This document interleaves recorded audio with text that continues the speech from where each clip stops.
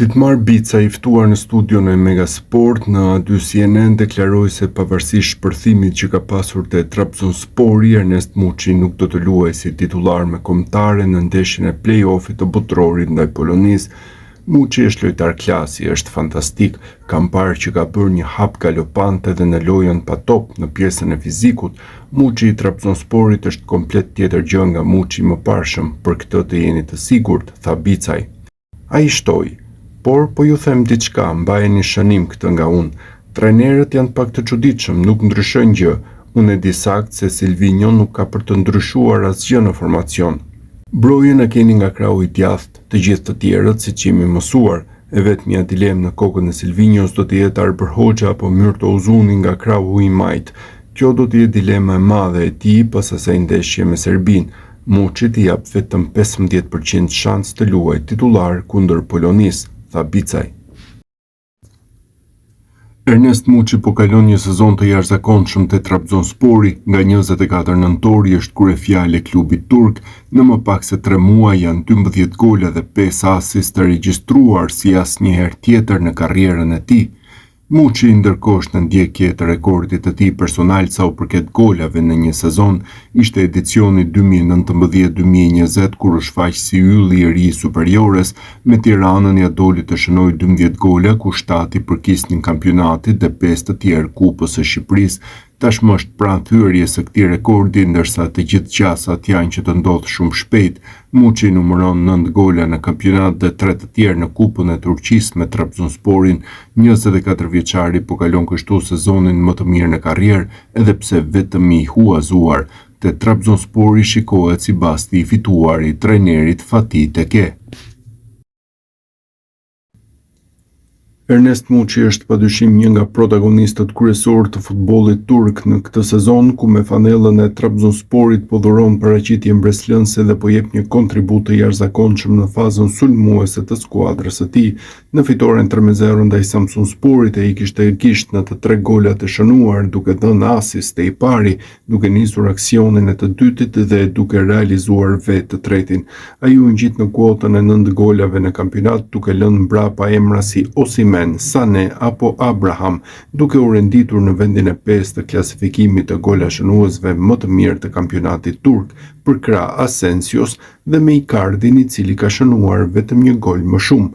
Ajo që e bën më mbreslën në sezonin e Muçit është se duke llogaritur dhe ndeshjet e kupës, në 22 takime në këtë sezon ai ka thyer rekordet e vendosura në 61 të tilla me fanellën e Beshiktaşit.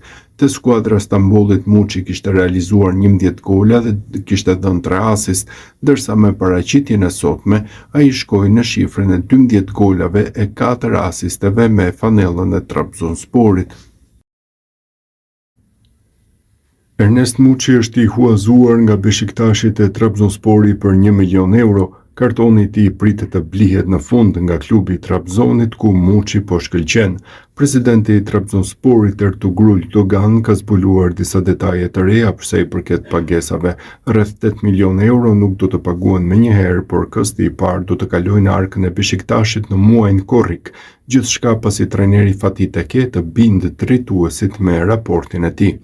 Kur Trabzonspor dëshiron të përdor opsionin për Muçin, mund ta përfshijë lojtarin në skuadër duke paguar këstin e parë të parashikuar në kontratë, prej 1.5 deri në 2 milion euro në fund të muajit korrik, u shpreh fillimisht presidenti i Trabzonsporit.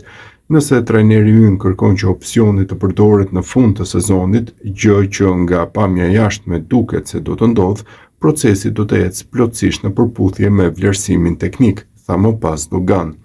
Do të jetë pagesa e parë në fundin e muajit korrik që do t'i hap rrugë kështu kalimit përfundimtar të Muçit te Trabzonspori, dhe duket se klubi turk nuk po nxitohet. Ernest Muçi është kthyer në protagonistin kryesor të klubit të Trabzonsporit në muajt e fundit, duke shënuar gola të bukur dhe padyshim të rëndësishëm për ecurinë në kampionat dhe në kupë.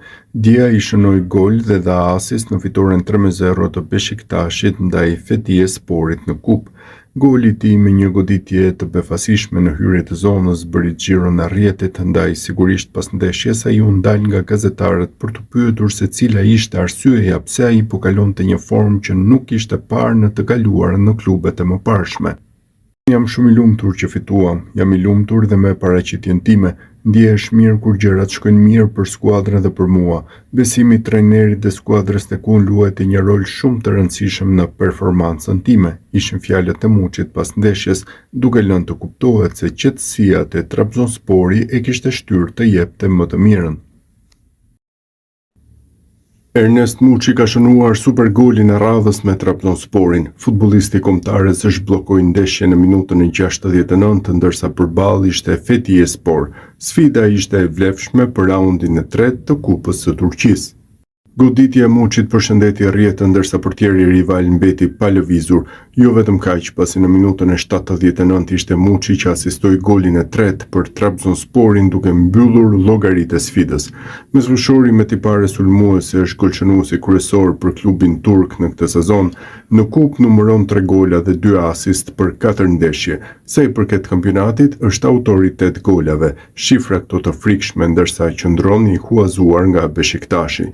Muçi duket edhe se mbetet lojtari që i mungon kombëtares shqiptare.